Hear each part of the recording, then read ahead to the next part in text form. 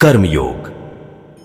भगवद गीता में कृष्ण जी कहते हैं कि कर्म का पूरी भावना से निष्काम होना चाहिए, यानी कि हमें फल की चिंता नहीं करनी चाहिए। यह हमें कार्य करते समय स्थिर और उत्साहित रहने में मदद कर सकता है, क्योंकि हम अपने कार्य को खुशी और पूर्ण समर्पण के साथ करेंगे।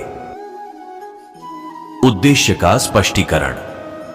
कृष्ण जी कहते हैं कि हर कार्य के पीछे एक उद्देश्य होना चाहिए।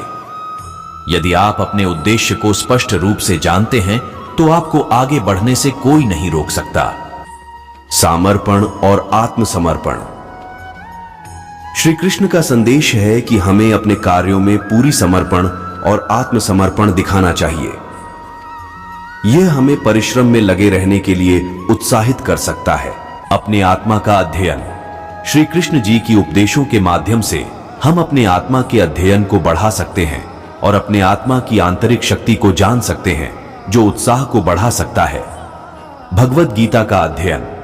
भगवद गीता को पढ़कर और उसके उपदेशों को अपने जीवन में अमल करके हम अपने मार्ग को स्पष्ट रूप से देख सकते हैं और अपने उत्साह को बनाए रख सकते हैं। आत्मा का आदर्श। श्री कृष्ण का चरित्र और आदर्श हमें अच्छे और नैतिक जीवन की ओर प्रोत्साहित करते हैं।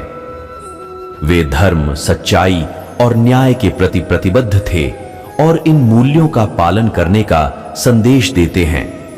समस्याओं का सामना। भगवद गीता में अर्जुन की दुख भरी स्थिति को देखकर श्री कृष्ण ने समस्याओं का सामना करने और उन्हें पार करने के लिए सही मार्ग दिखाया। इससे हमें यह सीखने को मिलता है कि हमें जीवन की चुनौतियों का सामना करना होगा और उन्हें पार करने के लिए साहस और निर्णय की आवश्यकता होती है। आध्यात्मिक उन्नति।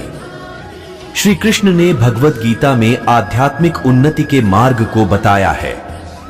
वे आत्मा के महत्व को बताते हैं और योग के माध्यम से आध्यात्मिक सच्चाई की ओर प्रगति करने का सुझाव देते हैं। कर्म योग। कृष्ण ने भगवद गीता में कहा कि हमें केवल फल की चिंता नहीं करनी चाहिए, बल्कि हमें कर्म करने में समर्पित रहना चाहिए। वह कहते हैं कि कर्म करते समय हमें फल की चिंता छोड़नी चाहिए, क्योंकि हमारी कठिनाइयां हमें मजबूत बनाती हैं। आत्मा का अद्वितीयता। कृष्ण कहते हैं कि हमारी आत्मा अमर है और अद्वितीय है।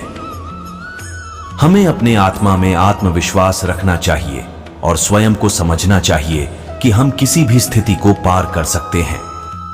भक्ति का मार्ग। कृष्ण ने भक्ति का मार्ग भी सिखाया। उनका कहना है कि जब हम पूर्ण भक्ति से उन्हें चाहें और उनके प्रति अपनी पूरी श्रद्धा और प्रेम के साथ काम करें तो हम अपने लक्ष्य को प्राप्त कर सकते हैं। संगठनशीलता।